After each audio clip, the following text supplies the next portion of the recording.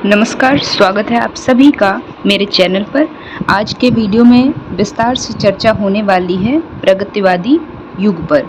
अब जो प्रगतिवादी युग है वो हिंदी साहित्य जगत में आधुनिक काल जो आता है उसके अंतर्गत सबसे पहले भारतेंदु युग आता है, उसके बाद द्विवेदी युग आता है और उसके बाद छायावाद, और छायावाद के बाद प्रगतिवादी युग शुरू हो जाता है, जिसका समय काल सन 1936 से लेकर सन 1943 तक विद्वानों द्वारा माना गया है। अब जब हम छायावाद पढ़ते हैं तो छायावाद की अंतिम जो रचना है वो सुमित्रानंदन पंत की युगांत भी मानी जाती है और जयशंकर प्रसाद की कामायनी भी, जिसका प्रकाशन सन 1936 में हुआ था, जिसके साथ छायावादी युग का अंत हुआ और प्रगतिवादी युग का, या फिर कह लीजिए छायावादोत्तर युग का प्रारंभ होता है। तो इस तरह से छायावाद के पश्चात जो युग आया उसको प्रगतिवाद कहते हैं, या फिर छायावादोत्तर का पहला युग प्रगतिवादी युग कहलाता है, जिसका समय काल मैंने आपको बता दिया है। अब बढ़ते हैं आगे और विस्तार से चर्चा कर लेते हैं पूरे युग पर। बात करूं आज के इस वीडियो से आपके कौन कौन से टॉपिक्स कवर अप हो जाने वाले हैं वो मैंने यहाँ पर प्रश्न के रूप में लिख दिए हैं। प्रगतिवादी काव्य आंदोलन की उपलब्धियों पर चर्चा की जाएगी, साथ ही साथ प्रगतिवादी काव्य आंदोलन कैसे शुरू हुआ, इसका उद्भव और विकास यात्रा पर चर्चा होगी। साथ ही साथ प्रगतिवादी युग का अर्थ यानी कि उसकी परिभाषाएं जो विभिन्न विद्वानों द्वारा दी गई हैं उन पर चर्चा होगी, और फिर प्रगतिवादी युग की प्रवृत्तियों पर चर्चा हो जाएगी, जिससे कि आपका पूरा प्रगतिवादी युग कवर अप हो जाएगा और कोई भी प्रश्न अगर पूछा जाएगा तो आप अपना उत्तर बहुत ही बेहतर ढंग से लिख पाएंगे। तो चलिए आगे बढ़ते हैं। लिखा गया है कि प्रगतिवादी का अर्थ, यहाँ पे तीसरा क्वेश्चन और मैंने पॉइंट लिख दिया है, आप इसको भी चाहें तो नोट डाउन कर सकते हैं। इन 3 प्रश्नों के माध्यम से मैं पूरे प्रगतिवादी युग को कवर अप कर दूंगी। तो प्रगतिवादी युग का अर्थ क्या है? तो प्रगतिवाद छायावादोत्तर साहित्य की प्रमुख और प्रथम धारा है। यह नवीन युग सन 1935 या फिर सन 1936 से प्रारंभ माना गया है। प्रगतिशील लेखक संघ की स्थापना हुई थी सन 1936 में, जिसकी प्रथम अध्यक्षता की थी मुंशी प्रेमचंद जी ने। लखनऊ में अधिवेशन हुआ था, वहाँ पर उन्होंने कुल मिलाकर प्रगतिशील लेखक संघ की स्थापना हुई थी और उसके प्रथम अध्यक्ष बनाया गया था किसको? मुंशी प्रेमचंद जी को। वहाँ पर उन्होंने एक भाषण दिया था लखनऊ अधिवेशन में। इसके बारे में मैंने विस्तार से एक वीडियो जो अपलोड किया है छायावादोत्तर या फिर उत्तर छायावादी युग का, ज़्यादा बड़ा वीडियो नहीं है लेकिन उसमें मैंने ये पूरी कहानी जो है विस्तार से समझाई है, वो वीडियो जाकर आप ज़रूर देखें। तो प्रगतिवादी शब्द को अगर विच्छेद करके देखें, तोड़ कर देखें, तो इसका अर्थ हम बड़ी आसानी से समझ सकते हैं, जो कि मैंने यहाँ पर लिख भी दिया है कि प्रगतिवादी शब्द प्रा उपसर्ग के साथ में गम धातु में कित्न प्रत्यय लगने से उत्पन्न हुआ है। इसका अभिप्राय क्या होता है? शाब्दिक अर्थ क्या होता है? वो होता है निरंतर गतिशीलता। इस अर्थ में प्रगतिवादी साहित्य अनवरत, अनवरत यानी कि निरंतर, कॉन्टिन्यू जो चीज़ होती रहे उसको हिंदी में कहते हैं अनवरत रूप से। तो प्रगतिवादी साहित्य अनवरत बहती हुई जल की धारा के समान है। यह पुरातनता यानी प्राचीनता के जीर्ण पत्रों को छोड़कर नवीन कोपलों को धारण करने वाले वृक्ष के समान है। आगे बढ़ें तो प्रगतिवाद, अब जो पूरा युग है या फिर साहित्यिक आंदोलन है, तो इसका उद्भव कैसे हुआ और फिर इसकी विकास यात्रा क्या रही, इस पर चर्चा कर लेते हैं। तो संगठित रूप में हिंदी साहित्य में प्रगतिवाद का आरंभ प्रगतिशील लेखक संघ द्वारा सन 1936 ईस्वी में लखनऊ में आयोजित उस अधिवेशन से होता है जिसकी अध्यक्षता मुंशी प्रेमचंद जी ने की थी, जिसके बारे में मैंने आपको बता दिया है। मुंशी प्रेमचंद जी ने अपनी इस अध्यक्षता में एक भाषण दिया था। मैं आपको थोड़ा सा बता दूं, आप भविष्य में इस निबंध को पढ़ेंगे जिसका शीर्षक होगा साहित्य का उद्देश्य, जो कि मुंशी प्रेमचंद जी द्वारा दिए गए भाषण का लिखित रूप है।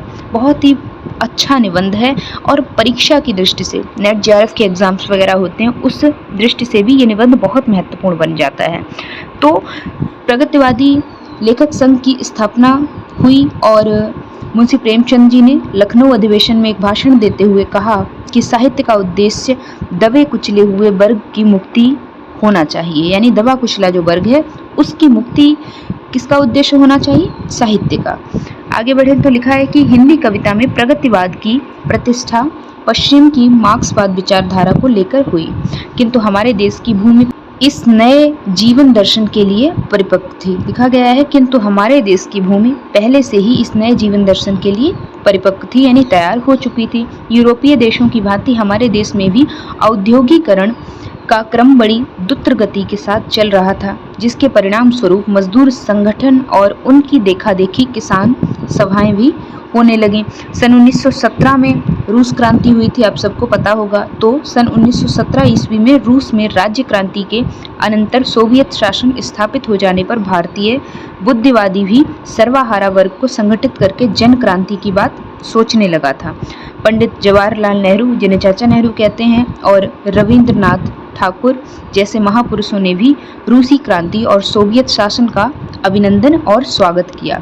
इस काल का हिंदी साहित्य प्रकृति और प्रेम के इंद्रिय जाल से बाहर निकलकर दर्शन एवं चिंतन प्रधान हो गया। जाहिर सी बात है, कहा गया है कि साहित्य समाज का दर्पण होता है, यानी समाज में जो घटनाएं घट रही होंगी उन्हीं को चित्रित किया जाएगा साहित्य में। तो जाहिर सी बात है, अब उस समय जब रूसी क्रांति चल रही है सन 1917 के आसपास, तो जाहिर सी बात है साहित्य में भी उस तरह की भावनाएं, उस तरह के बिंब चित्रित किए जा रहे होंगे। आगे बढ़ें तो प्रगतिवादी काव्य की प्रमुख प्रवृत्तियों पर बात करें, जिन्हें विशेषताएं भी कह दिया जाता है, वो मैं बिंदुगत तरीके से आपको बताऊंगी। लगभग 9 या 10 विशेषताएं मैं आपको बताऊंगी, ताकि आपका पूरा प्रगतिवादी युग विस्तार से कवर हो जाए। अगर आपसे प्रगतिवादी युग का परिवेश पूछा जाए तो भी आप इसी तरह से उत्तर लेखन करेंगे। तो पहली प्रवृत्ति और विशेषता सामने निकल कर आती है, वो है सांस्कृतिक समन्वय। प्रगतिवादी काव्य में सांस्कृतिक समन्वय की भावना निहित है। तो प्रगतिशील कवियों ने अपने काव्य द्वारा सांस्कृतिक एकता पर बल दिया। अरविंद के चेतनावाद एवं मार्क्स के साम्यवाद से प्रभावित होकर ये कवि ऐसी विश्व संस्कृति की कल्पना करते हैं जो विविध संस्कृतियों को समन्वित करके चले, यानी विविध संस्कृतियों का एक समन्वित रूप हो। धर्म, जाति तथा वज्र वैषम्य की बुराइयों को मिटाकर वासुदेव कुटुंबकम, यानी संसार मेरा परिवार है, की भावना ही इनके सांस्कृतिक समन्वय का उद्देश्य है। लिखा है, अंतर्मुख अद्वैत पड़ा था युग युग से निष्प्रय निष्प्राण, उसे प्रतिष्ठित करके जग में दिया साम्य ने वस्तु विधान। इस तरह के उदाहरण आपको देने चाहिए अगर आप अधिक अंक प्राप्त करना चाहते हैं परीक्षा में। तो अगर आप प्रत्येक प्रवृत्ति या विशेषता के साथ में उस युग के किसी कवि का एक उदाहरण भी देंगे तो वो आपको अधिक अंक दिलाने में सहायक हो जाता है। आगे बढ़ें तो दूसरी प्रवृत्ति बन के सामने आती है, वो है बौद्धिकता। प्रगतिवादी काव्य में हृदय पक्ष की अपेक्षा बुद्धि पक्ष की प्रधानता दिखाई देती है। इस धारा के कवि भावुकता को ही प्रश्न नहीं देते हैं, बल्कि सामाजिक एवं राष्ट्रीय समस्याओं पर भी विचार करते हैं। इस संदर्भ में बाबा नागार्जुन कहते हैं, लिखा है, एक तरीके से कह सकते हैं जो आज़ादी मिली है उस पर किस तरह से व्यंग करते हैं बाबा नागार्जुन। लिखते हैं, कागज़ की आज़ादी मिलती ले लो दो दो आने में। किस तरह से आप इसमें निहित व्यंग को समझ पा रहे होंगे। इन दोनों पंक्तियों को आप नोट डाउन कर लीजिए। अगर आप अपनी तरफ से कोई उदाहरण देना चाहते हैं जो उक्त प्रवृत्ति को मैच करता है, मेल खाता है, तो आप अपना भी कोई उदाहरण दे सकते हैं। तो लिखा है, कागज की आज़ादी मिलती ले लो दो दो आने में। आगे बढ़ें तो अगली प्रवृत्ति पर आते हैं। अगली प्रवृत्ति है मानवतावाद। प्रगतिवादी साहित्य में मानवतावाद भी दिखाई देता है। प्रगतिवादी काव्य में मानव को ही सर्वाधिक महत्व मिलता है। इन कवियों के काव्य का मूलाधार मानव है।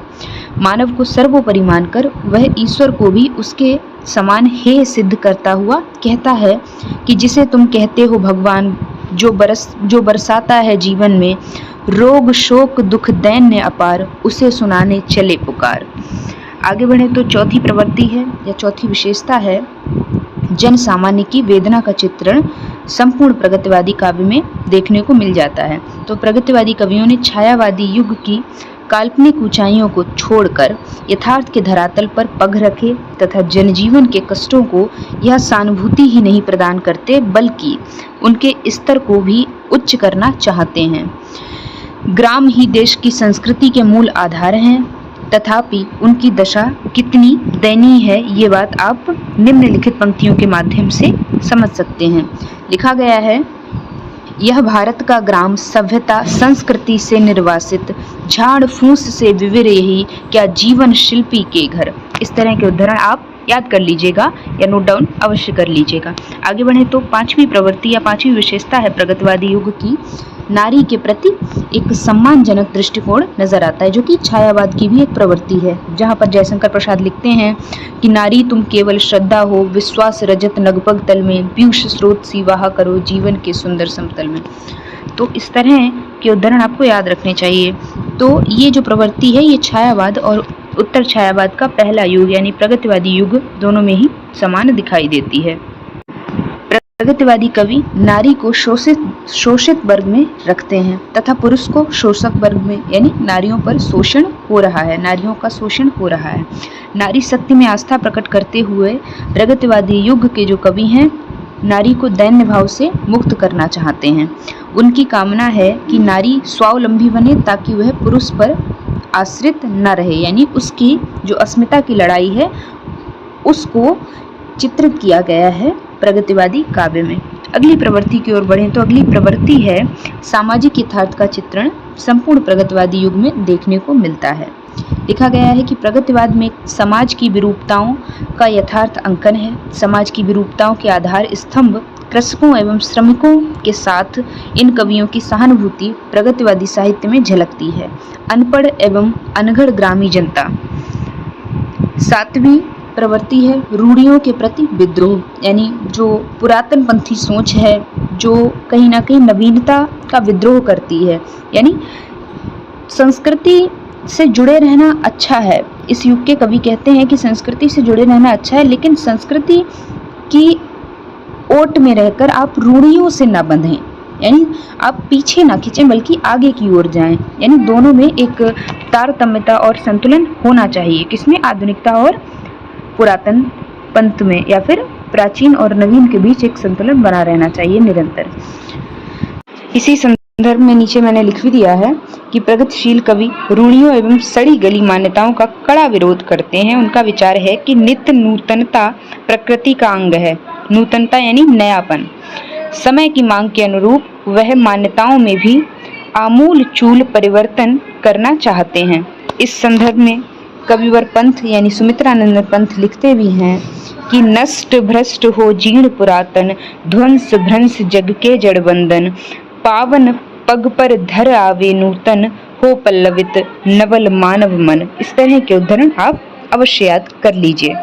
अगली प्रवृत्ति पर बढ़े तो आठवीं प्रवृत्ति है या विशेषता है शोषकों के प्रति विद्रोह की भावना प्रगतिवादी युग में दिखाई देती है। लिखा है मैंने कि प्रगतिवादी कवियों ने शोषकों के प्रति असीम आक्रोश व्यक्त किया है।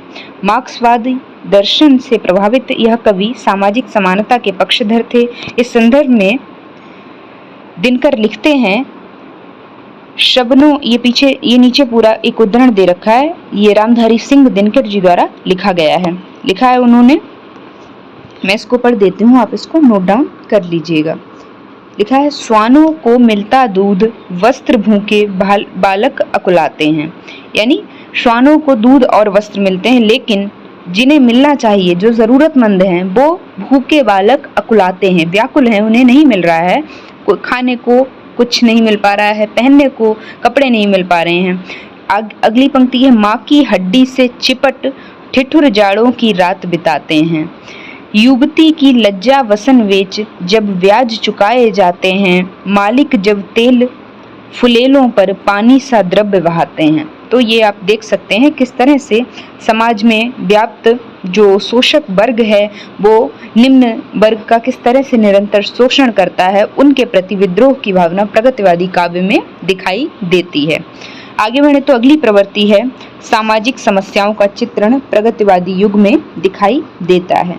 तो प्रगतिवादी कवि कविता में सामाजिक समस्याओं की यथा तथ्य चित्रण करते हैं, यानी जो उन्होंने समाज में देखा उसको एज इट इज चित्रित कर दिया, किसमें, बिना किसी बदलाव के, बिना किसी हेर फेर के एज इट इज चित्रित किया साहित्य में। वह काव्य मर्मज्ञों को भी वास्तविकता के धरातल पर ले आते हैं तथा उन्हें समस्याओं के प्रति जागरूक बनाए रखने की निरंतर कोशिश करते हैं, निरंतर प्रयत्न करते हैं। 10वीं जो प्रगतिवादी युग की प्रवृत्ति है वो है कला के प्रति एक नवीन दृष्टिकोण प्रगतिवादी कवियों ने अपनाया। लिखा है, छायावादी कविता अपने दुरूह प्रतीक विधान एवं बिंब विधान के कारण जनसाधारण से दूर होती गई, किंतु प्रगतिवादी कवियों ने कला के प्रति नवीन दृष्टिकोण अपनाया, जिसके संदर्भ में एक उदाहरण भी मैंने लिख दिया है सुमित्रा नंदन पंत जी का।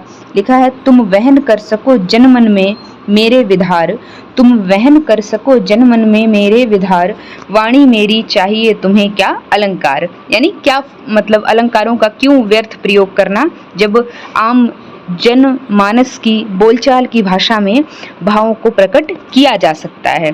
तो इस तरह से प्रगतिवादी युग की ये विशेषताएं बन जाती हैं। अब प्रगतिवादी युग जो है वहां पर अलंकारों और छंदों के प्रयोग में भी इन कवियों ने, यानी प्रगतिवादी युग के कवियों ने पुरानी मान्यताओं की बेड़ियों को तोड़ा, नवीन रूपकों का प्रयोग किया, उपमानों का, नवीन उपमान अपनाए, नवीन प्रतीक बिंब प्रस्तुत किए।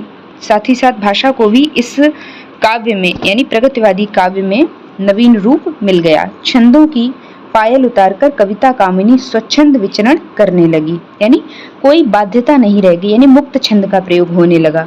पंत जी इस संदर्भ में लिखते भी हैं कि खुल गए छंद के बंद पास के रजत पाश, यानी किस तरह से एक देख सकते हैं आप यहाँ पर, ये पंक्तियां निराला की हैं, इसको आप करेक्ट कर लीजिएगा।